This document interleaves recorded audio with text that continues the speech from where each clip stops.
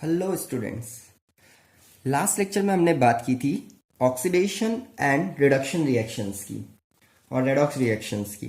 ठीक है, तो उसी ऑक्सीडेशन रिएक्शन को मैं थोड़ा आगे बढ़ा रहा हूं यहाँ पर, और आज हम बात करने वाले हैं effect of oxidation reaction in everyday life. हमारी रूटीन लाइफ में भी क्या ऑक्सीडेशन रिएक्शंस कोई काम करती है? बिल्कुल, ये काफ़ी यूजफुल होती है हमारी डेली लाइफ में। ठीक है, हम सिर्फ यहाँ पर दो टॉपिक पढ़ने वाले हैं जो इसके एप्लीकेशन है, और उसके बाद ये चैप्टर ओवर हो जाएगा। तो फर्स्ट इफेक्ट जो हमारी रूटीन लाइफ में हमें देखने को मिलता है ऑक्सीडेशन का, वो है corrosion. Okay, the first topic is corrosion. और सेकंड पॉइंट जो हमें दोबारा देखने को मिलता है दैट इज रेंसिडिटी। ओके, तो हमें सिर्फ दो टॉपिक यहां डिस्कस करने हैं। इफेक्ट ऑफ ऑक्सीडेशन रिएक्शन जो एवरीडे लाइफ में है, उसके दो इफेक्ट हमें देखने को मिलते हैं। First one is corrosion and other one is rancidity. ठीक है, तो हम फर्स्ट स्टार्ट कर रहे हैं यहां पर करोजन से। होता क्या है करोजन? करोजन बहुत सिंपल प्रोसेस होता है। कभी भी आप मेटल्स देखते हैं तो अगर मेटल की जो सरफेस होती है वो खराब होने लगे तो इसका मतलब वहां पर क्या हुआ है? वहां करोजन हुआ है। ठीक है, तो रिपीट कर रहा हूं, करोजन मीन्स कभी भी मेटल की सरफेस अगर खराब होती है तो उसको हम बोलते हैं करोजन। अब मेटल की सरफेस खराब क्यों होती है ये समझना। यहां पर हम एग्जांपल लेंगे आयरन का। आयरन को आप काफी टाइम तक मॉइस्चर में रखो, ठीक है, तो आपने देखा होगा रेनी सीजन में जनरली तो आयरन की सरफेस क्या हो जाती है? ब्राउन। ऐसा क्यों? क्योंकि आयरन की सरफेस जो है वो एक तरह से खराब हो चुकी है, उसका क्या हुआ है वहां पर? करोजन। तो आयरन में अगर करोजन होता है तो उसको हम बोलते हैं रस्टिंग। ठीक है, तो ऐसा क्यों हुआ वो हम बात अभी आगे करेंगे, लेकिन फिलहाल आपको सिर्फ करोजन समझना है। तो करोजन क्या होता है? Corrosion is the eating up of the surface of the metal. Simple, तो I am repeating, corrosion is the chemical process of eating up of the surface of the metal। अब वो यहां पर ईटिंग अप करता कौन है भाई? कोई भी कर सकता है।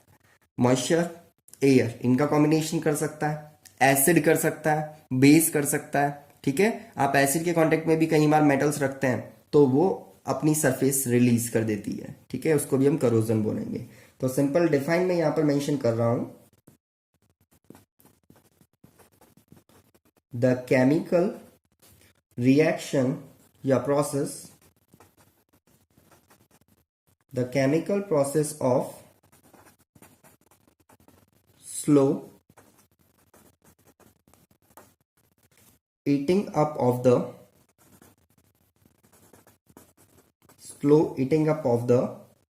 surface of metals,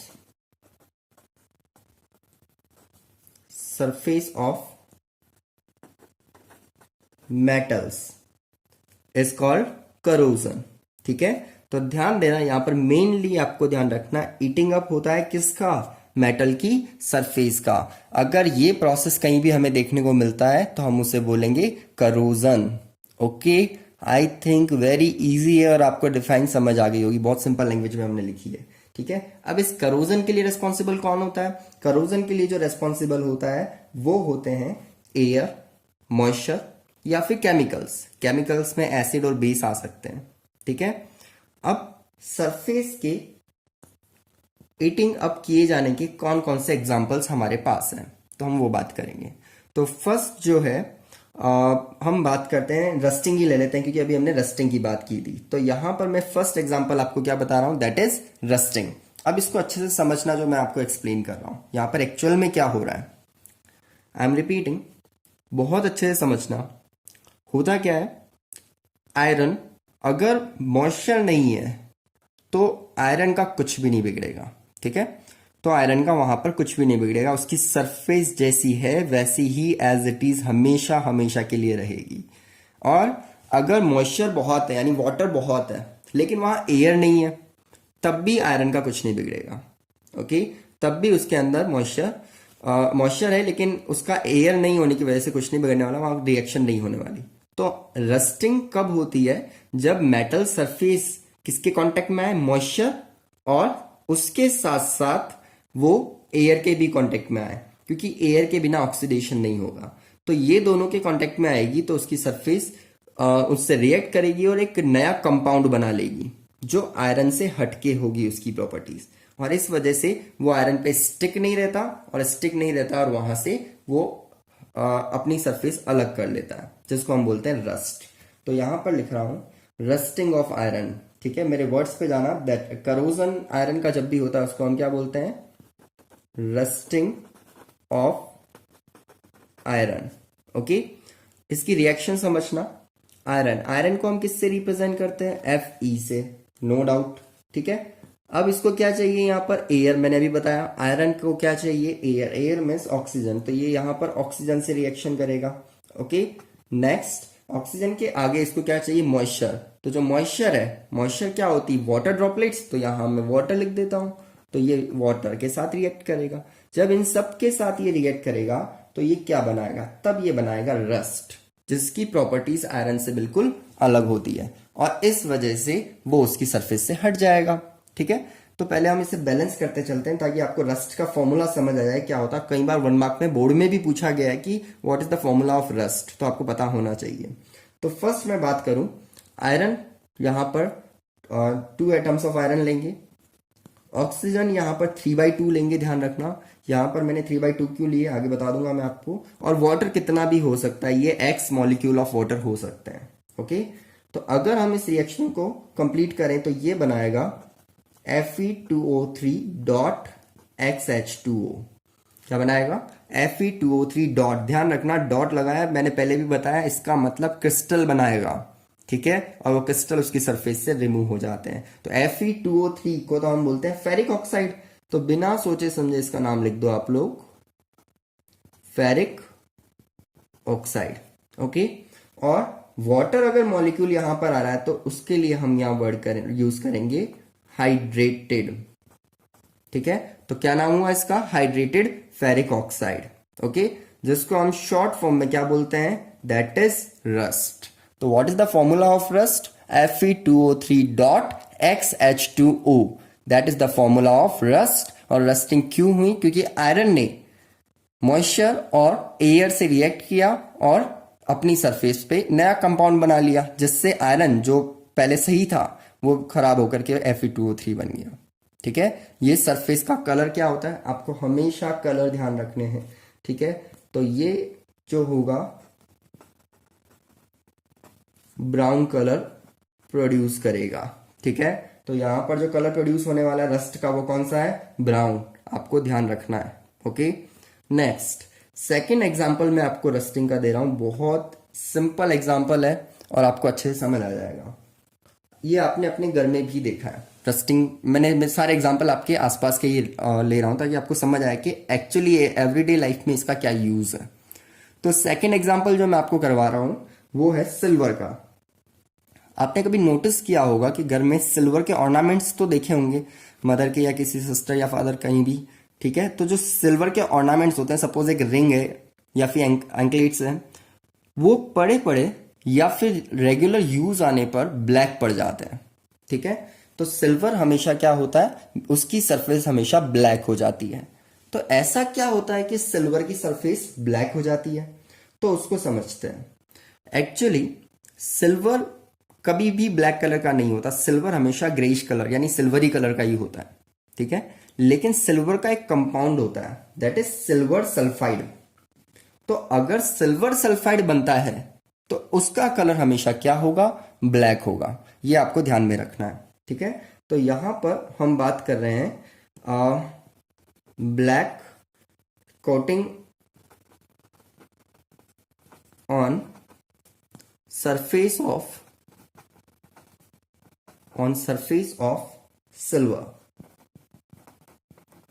ओके, तो फर्स्ट था रस्टिंग ऑफ आयरन, सेकेंड हम पढ़ रहे हैं कोरोजन किसका? सिल्वर का। ध्यान देना इस चीज पर। सिल्वर के लिए सिंबल हम क्या यूज करते हैं? That is Ag। पता होगा आपको, 9 से पढ़ते आ रहे हैं हम लोग। ठीक है, और ये किससे रिएक्ट करता है जिससे ब्लैक सरफेस आ जाए? ये ध्यान देना।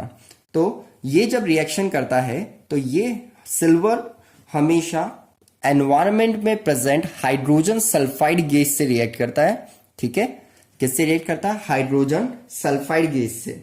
और उस वजह से यहां पर सल्फर आकर के सिल्वर के साथ अटैच हो जाता है और हाइड्रोजन गैस रिलीज होती है। तो अगर सिल्वर सल्फाइड बनेगा तो उसका कलर क्या होगा? That is black in colour. ठीक है, तो यहां पर मैंने सिल्वर लिया और इस सिल्वर की रिएक्शन जब मैंने एनवायरमेंट में प्रेजेंट H2S, एनवायरमेंट पे ये गैस प्रेजेंट होती है, ध्यान रखना, जैसे ऑक्सीजन, हाइड्रोजन, नाइट्रोजन प्रेजेंट होती है, वैसे ही हाइड्रोजन सल्फाइड भी प्रेजेंट होती है। तो सिल्वर किससे रिएक्ट करता है? हाइड्रोजन सल्फाइड से। वैसे तो सिल्वर बहुत लेस रिएक्टिव है, तो हाइड्रोजन ऑक्सीजन इनसे इजीली रिएक्ट नहीं करता, लेकिन वो सल्फर के लिए एफिनेटेड होता है, इसलिए बहुत जल्दी इससे रिएक्ट कर लेता है। और जब वो इससे रिएक्ट करता है तो वो बनाता है Ag2S और साथ में क्या रिलीज करता है? हाइड्रोजन गैस रिलीज करता है, that is silver sulphide. That is silver sulphide.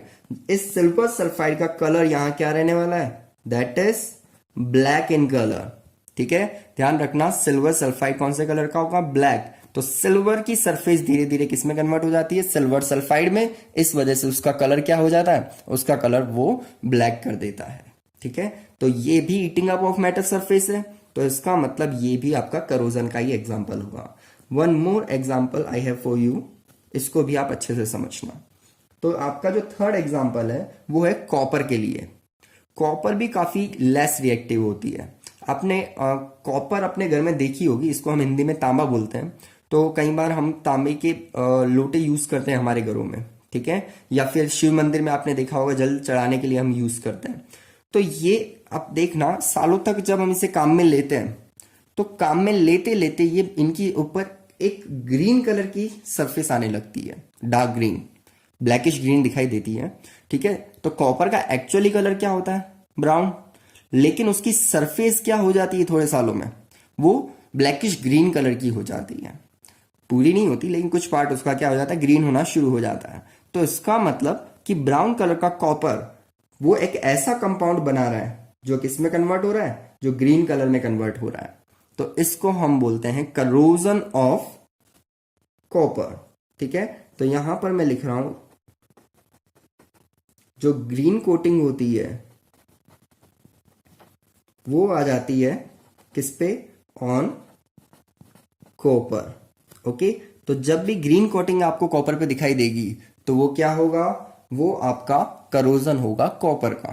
ठीक है, अब इसकी रिएक्शन देखते हैं। कॉपर को मैं किससे रिप्रेजेंट करूं? Cu, बिल्कुल परफेक्ट। ये करता क्यों है? ये एक्चुअली मॉइस्चर के साथ साथ, ऑक्सीजन के साथ साथ CO2 से रिएक्ट करता है। तो इसकी मेन रिएक्शन जो है, हम डायरेक्टली अगर लिखना चाहें कभी कि भैया कॉपर में ऐसा क्या होता है कि ग्रीन कलर की लेयर आ जाती है और उसकी सरफेस हीटअप हो जाती है या करोजन हो जाता है, तो उसका रीजन है carbon dioxide. Copper react with carbon dioxide present in the environment और इस वजह से उसका क्या होता है? करोजन। ओके, तो कॉपर जब है वो CO2 से रिएक्ट करेगा, ध्यान रखना वहां पर ऑक्सीजन भी प्रेजेंट होगी और वहां वाटर भी प्रेजेंट होगा। ठीक है, तो ये आपका क्या प्रोड्यूस करेगा? CuCO3 dot CuOH whole twice. इस तरह से एक कॉम्प्लेक्स, एक डबल सॉल्ट प्रोड्यूस करता है, कॉपर कार्बोनेट और कॉपर हाइड्रोक्साइड। ठीक है, तो इसको एक्चुअली यहां पर जो है ये बेस बना है, ध्यान रखना OH जहां भी आता है वो बेस होता है, हम नेक्स्ट चैप्टर में पढ़ेंगे। तो ये बेसिक कॉपर कार्बोनेट है, तो इसको हम हमेशा क्या बोलेंगे? Basic copper carbonate. तो मैं यहां लिख देता हूं, that is basic copper carbonate. और इसका कलर हमेशा क्या होगा? That is green in colour. ठीक है, इसका मतलब कॉपर पे जो ग्रीन लेयर आती है उसका फॉर्मूला ये हुआ। तो इन सभी केसेस में मेटल की सरफेस क्या कर दी गई? ईटअप कर दी गई। और अगर मेटल की सरफेस ईटअप होती जाएगी तो उस केस में सबसे बड़ी प्रॉब्लम ये होगी कि धीरे धीरे मेटल की जो स्ट्रेंथ होती है वो खत्म हो जाएगी। और अगर मेटल की स्ट्रेंथ ही खत्म हो गई तो फिर हम कुछ भी नहीं कर सकते। ठीक है, तो जो बड़े बड़े ब्रिज बनते हैं, रेलवे ब्रिज या फिर रिवर ब्रिज बनते हैं, ठीक है, तो ये सब के सब कॉन्टिन्यूसली एयर और मॉइस्चर के कांटेक्ट में रहते हैं। लेकिन फिर भी इन पे रस्टिंग नहीं होती, ऐसा क्यों? तो इसके लिए काफी सारा मेंटेनेंस रिक्वायर्ड होता है। ठीक है, तो अब हम बात करते हैं कि अगर करोजन प्रिवेंट करना है किसी का तो वो कैसे करें। ठीक है, तो नेक्स्ट यहां पर मैं आपको कुछ पॉइंट्स एक्सप्लेन करूंगा जो इस करोजन से रिलेटेड है, इसको अच्छे से समझना। Methods to preventing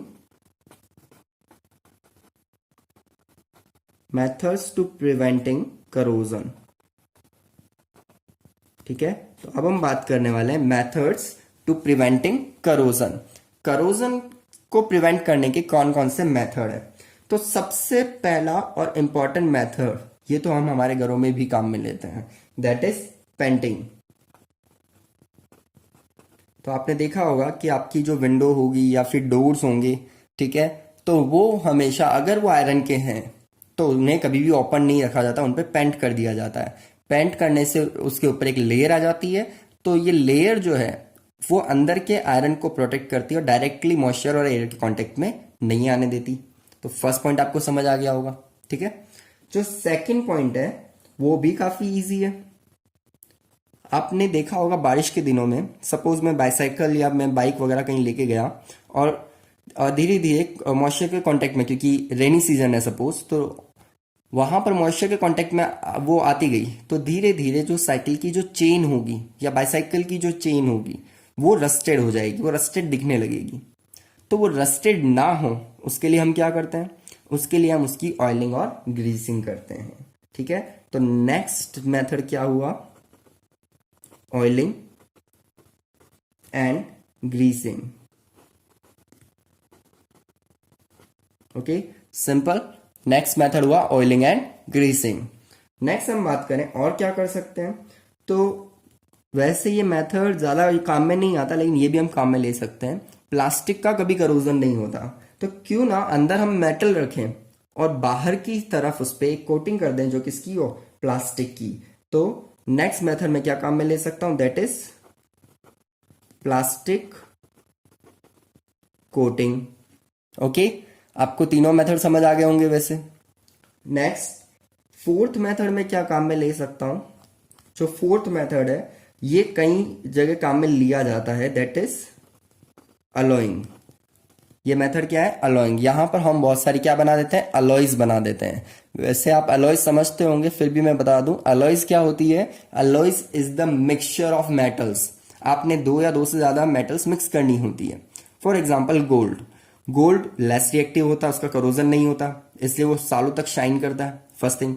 second thing, gold के ऑर्नामेंट्स बनते हैं क्योंकि वो शाइनी रहता है, तो उसको वियर करना लोग पसंद करते हैं। इन दैट केस एक नेगेटिव पॉइंट भी है गोल्ड का।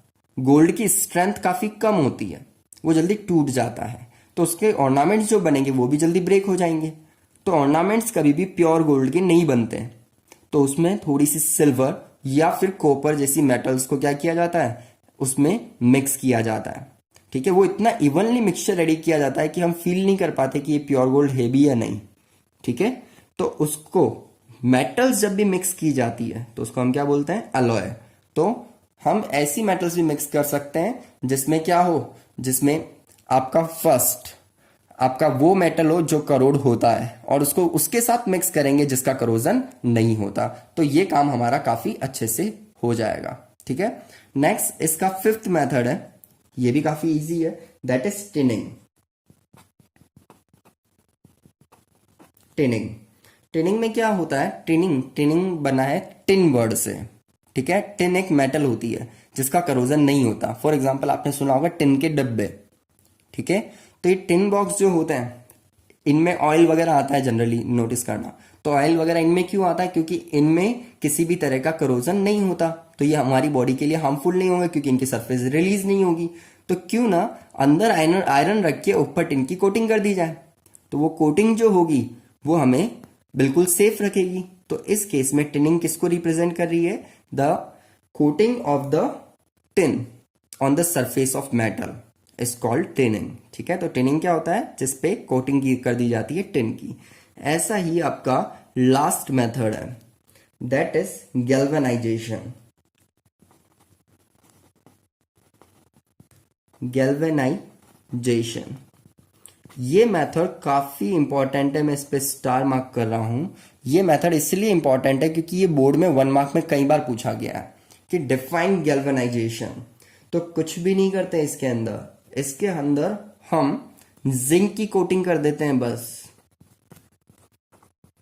ठीक है, टिनिंग में किसकी कोटिंग करते हैं? टिन की। ऐसे ही यहां पर किसकी कोटिंग करते हैं? जिंक की। अब इसका क्या बेनिफिट है जिंक की कोटिंग करने का? तो सिंपल, सपोज मुझे आयरन को बचाना है, तो आयरन के ऊपर ऐसी मेटल की कोटिंग करूं जो आयरन से ज्यादा रिएक्टिव हो।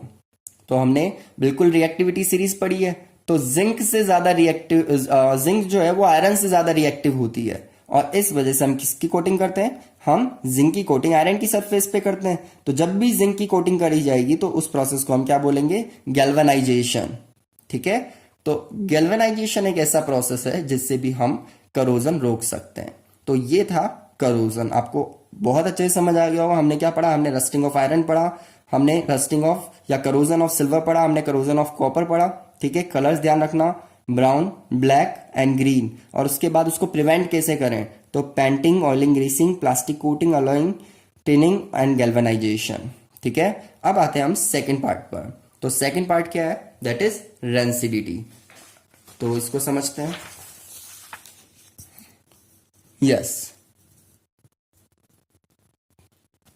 तो जो सेकंड टॉपिक है जो हमें इसमें पढ़ना है, ऑक्सीडेशन का यूज है जहां पर हमारी लाइफ में, दैट इज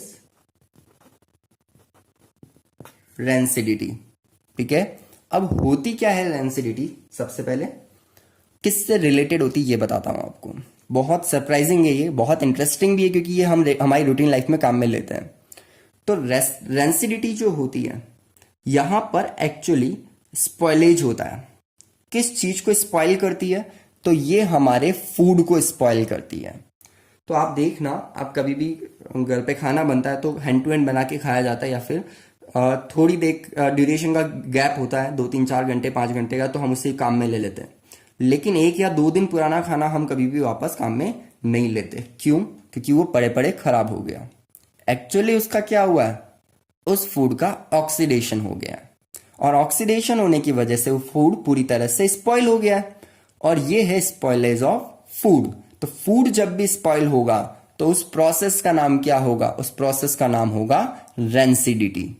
ठीक है, तो आपको अच्छे से समझ आ गया होगा वर्ड। तो यहां पर क्या होता है? आई एम रिपीटिंग, रेंसिडिटी मतलब फूड क्या होता है? स्पॉइल हो जाता है, spoilage of food due to oxidation. में यहां पर लिख देता हूं, spoilage of food due to oxidation। अब इसके साइड इफेक्ट क्या देखने को मिलता है हमें? सबसे पहले तो फूड का टेस्ट चेंज हो जाता है, सेकंड फूड की स्मेल चेंज हो जाती है। ये 2 चीजें आपको सबसे पहले आइडेंटिफाई होती है कि फूड रेंसिड हुआ या नहीं हुआ। तो आप उसका टेस्ट देखेंगे, वो चेंज हो जाएगा, या फिर आप उसकी स्मेल को ऑब्जर्व करेंगे तो वो भी आपको चेंज मिलेगी। ठीक है, जो प्लीजेंट नहीं होगी। तो ऐसा फूड हमें काम में लेना चाहिए क्या? नहीं, ये बिल्कुल अनसेफ फूड है, और इससे पूरे पूरे चांसेस है कि हम डाइजेस्टिव प्रॉब्लम में फंस जाएं। तो ये हमें काम में नहीं लेना चाहिए। तो इस तरह से चलें तो काफी जल्दी जल्दी फूड हमारे खराब होने लगेंगे, तो उनकी लाइफ काफी कम होगी।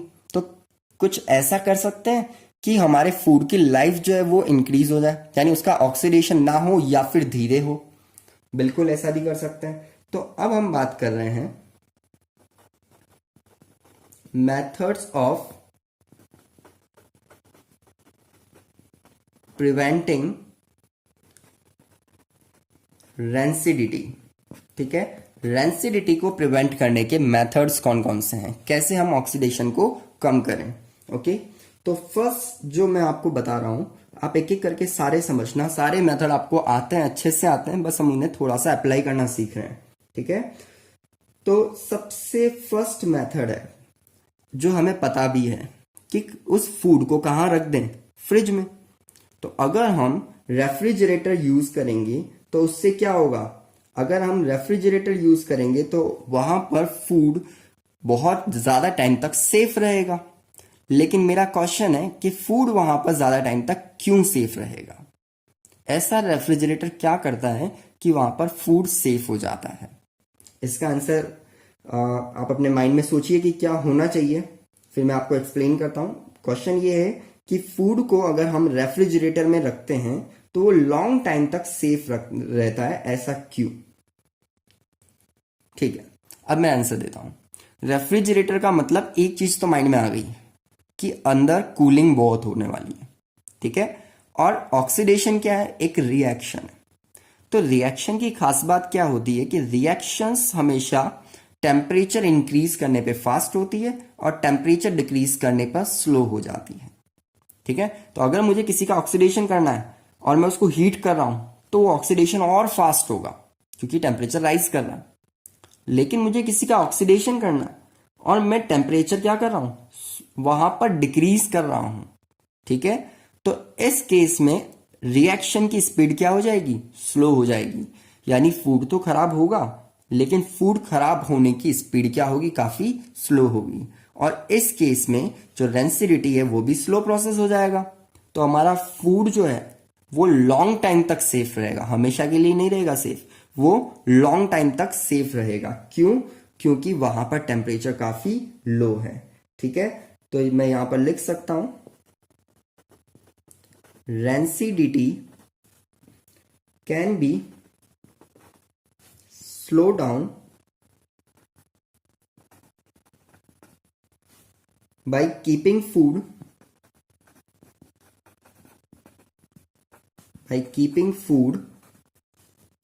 in a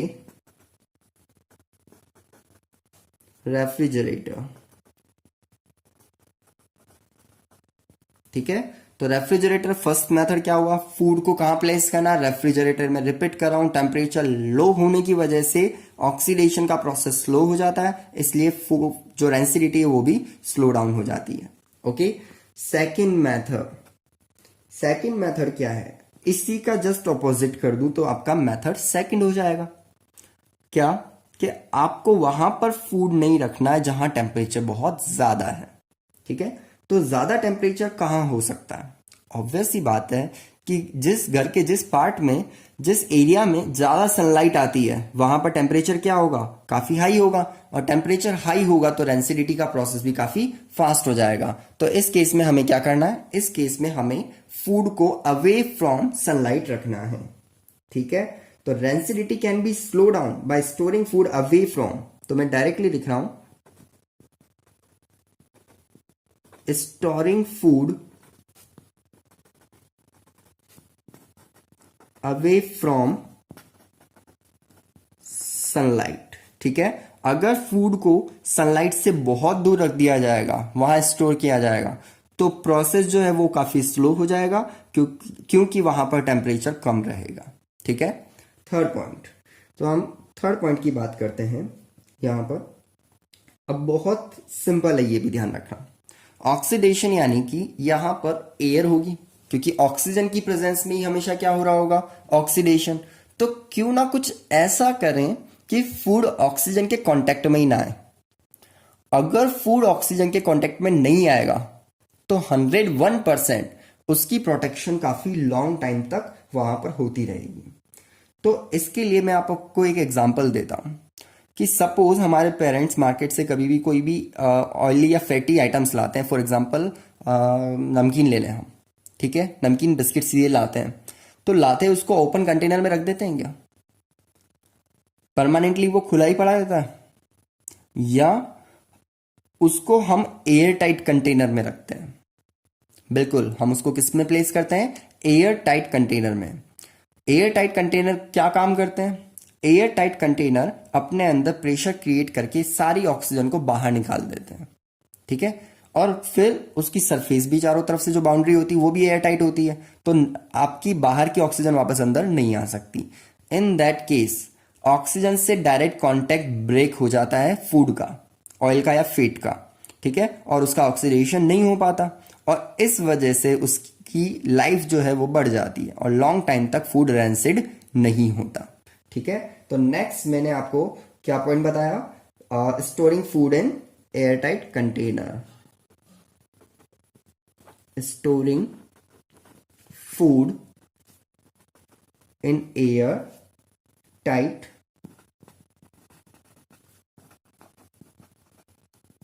container. Okay, air tight container में अगर आप स्टोर करेंगे तो फूड लॉन्ग टाइम तक क्या होगा, प्रिजर्व रहेगा। नेक्स्ट आपका जो ऑप्शन है दैट इज डी। तो नेक्स्ट और क्या प्रोसेस हम काम में ले सकते हैं जिससे फूड लॉन्ग टाइम तक हमारा सेफ रहे। तो ये बहुत रेगुलर प्रोटेक्शन है जो हम यहां पर लेते हैं। ठीक है, इस मेथड को समझना। अगेन मैं आपसे क्वेश्चन करता हूं, आप लोगों ने कई बार वेफर्स खाए होंगे। ठीक है, तो वेफर्स जब भी हम काम में लेते हैं तो उसके पैकेट में एक्चुअली वेफर्स से ज्यादा क्या होती है, एयर, जिससे हम काफी परेशान रहते हैं। लेकिन उस एयर का बहुत बड़ा रोल है वहां पर, शायद आपने कभी नोटिस नहीं किया होगा।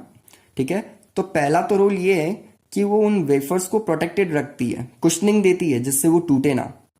तो आपके पीसेस जो हैं वो जैसे अंदर फीड किए जाते हैं वैसे ही बाहर निकलते हैं, वो ब्रेक नहीं होते क्योंकि वो एयर उनको क्या प्रोवाइड करती है, कुशनिंग प्रोवाइड करती है। तो फर्स्ट थिंग तो ये। सेकंड थिंग, उसके अंदर जो चिप्स होती है वो या जो भी आइटम होता है वो काफी लॉन्ग टाइम तक सेफ रहता है। तो ऐसा उसमें क्या होता है कि वो लॉन्ग टाइम तक सेफ रहे। ओके, तो मैं फिर से बात करूंगा, उसमें जो एयर होती है ये सारी उसकी बदौलत होता है। तो उसमें कौन सी एयर होती है, एक्चुअली उसमें नाइट्रोजन गैस होती है, उसमें ऑक्सीजन का कोई भी पार्ट प्रेजेंट नहीं होता। उसमें कौन सी गैस होती है, उसमें नाइट्रोजन गैस होती है। तो अगर मैं किसी भी फेट या ऑयली पार्टिकल को कहीं पे स्टोर करना चाहता हूं और उसके अराउंड अगर नाइट्रोजन गैस का एनवायरमेंट है तो उसकी रेंसिडिटी लॉन्ग टाइम तक नहीं होगी, वो फूड हमारा काफी लॉन्ग टाइम तक क्या रहेगा, सेफ रहेगा। ठीक है, तो मैं यहां पर लिख सकता हूं rancidity can be prevented by packaging या by packing oil and fat containing food या oil and fat containing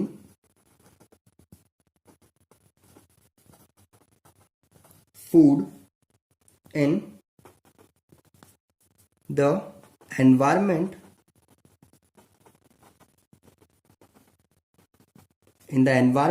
of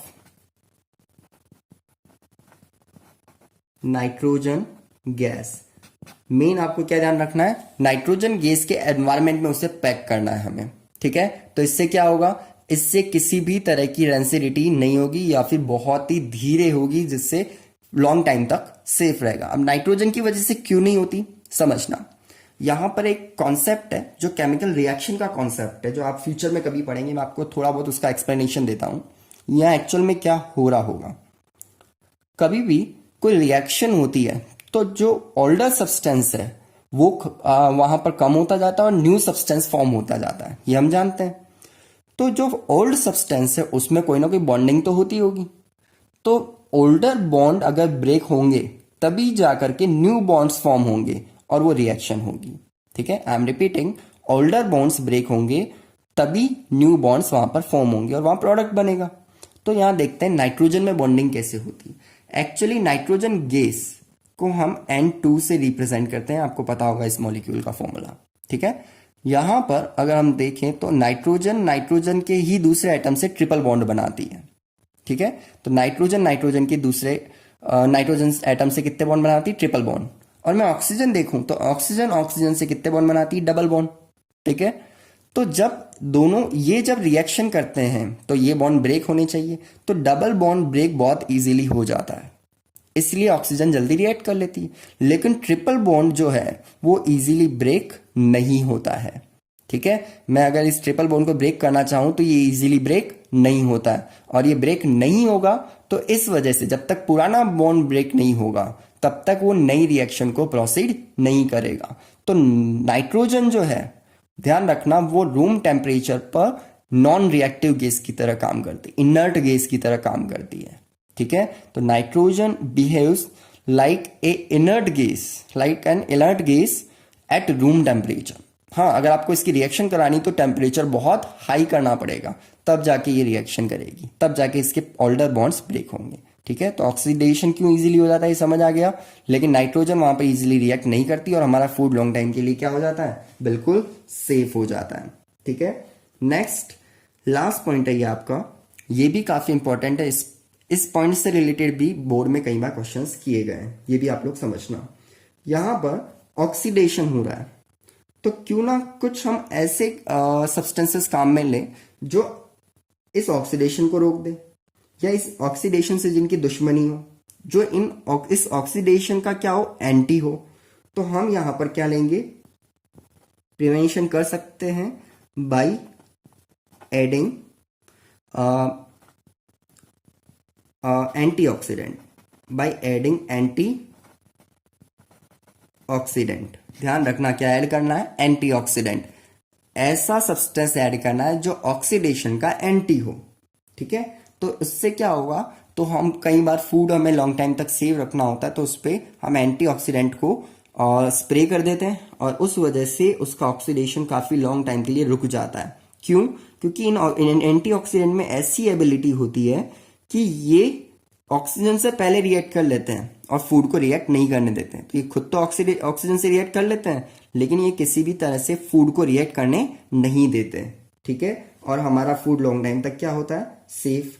तो क्वेश्चन आता है कि कुछ एग्जांपल्स दीजिए जो एज एन एंटीऑक्सीडेंट यूज किए जाते हैं। ठीक है, तो मैं यहां पर सबसे फर्स्ट एग्जांपल आपको दे रहा हूं BHA। आपको एज इट इज लर्न करना है BHA। इसका अगर मैं इसको एक्सपांड करूं तो ये है butylated hydroxy anisole, BHA, butylated hydroxy anisole. ठीक है, साथ ही हमारे पास एक और होता है BHT, ये भी आपको लर्न होना चाहिए, दैट इज ब्यूटाइलेटेड हाइड्रोक्सी। यहां तक सेम है। अब यहां पर एक ही जगह T आएगा, दैट इज टोलुइन।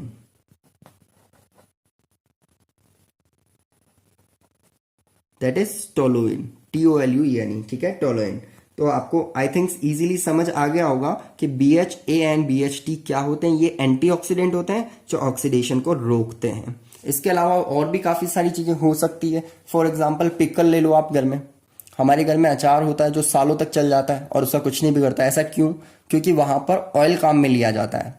ठीक है, तो उस पिकल को पूरी तरह से किस में डिप रखा जाता है, ऑयल में। जब तक वो ऑयल में डिप है उसकी रेंसिडिटी नहीं होती, क्योंकि जहां पर ऑयल होता है वहां पर ऑक्सीजन की प्रेजेंस नहीं होती, तो वो आपका सेफ रहता है। लेकिन आप उसको ऑयल से बाहर निकाल के रखो, वो थोड़े ही टाइम में वापस रेंसिड कर जाएगा। ठीक है, तो इस तरह से हम काफी मेथड्स यूज करके क्या कर सकते हैं, रेंसिडिटी से प्रिवेंशन भी कर सकते हैं। तो आज के आपके दो टॉपिक्स थे, corrosion and rancidity. I think दोनों क्लियर होंगे। करोजन में हमने पढ़ा रस्टिंग ऑफ आयरन, ठीक है, जिसमें ब्राउन कलर आ जाता था आयरन की सरफेस पे, सिल्वर की सरफेस पे ब्लैक कलर आया था, कॉपर की सरफेस पे ग्रीन कलर आया था। हमने प्रिवेंटिंग मेथड कौन कौन से पढ़े थे, हमने पढ़ा था painting, oiling, greasing, plastic coating, alloying, tinning और गैल्वेनाइजेशन। ठीक है, इसके बाद हमने बात की रेंसिडिटी की। रेंसिडिटी होता है फूड का स्पॉइलेज ड्यू टू ऑक्सीडेशन, जिसमें स्मेल और टेस्ट दोनों चेंज हो जाते हैं। ठीक है, कैसे उसको हमने प्रिवेंट किया, तो फर्स्ट मेथड हमने पढ़ा क्या, रेफ्रिजरेटर में रखते हैं जिससे स्लो डाउन हो जाता है प्रोसेस। सेकंड, सनलाइट से अवे रखते हैं। थर्ड, एयर टाइट कंटेनर में रखते हैं। फोर्थ, नाइट्रोजन के एनवायरनमेंट में रखते हैं जिससे वो सेफ रहता है लॉन्ग टाइम तक। और लास्ट आपका फिफ्थ क्या था, एंटीऑक्सीडेंट वहां पर काम करें, फॉर एग्जांपल BHA और BHT। ये आपका चैप्टर यहाँ पर ओवर होता है। आप लोगों को आई होप पूरा चैप्टर अच्छे से समझ आ गया होगा। ओके, अब आपको क्या करना है, NCERT के इंटेक्स और टेक्स्ट दोनों क्वेश्चंस करने हैं। ठीक है, अगर आप ये क्वेश्चंस कर लेते हैं तो ये आपको चैप्टर पूरी तरह से क्लियर हो जाएगा। ठीक है, तो थैंक यू वेरी मच।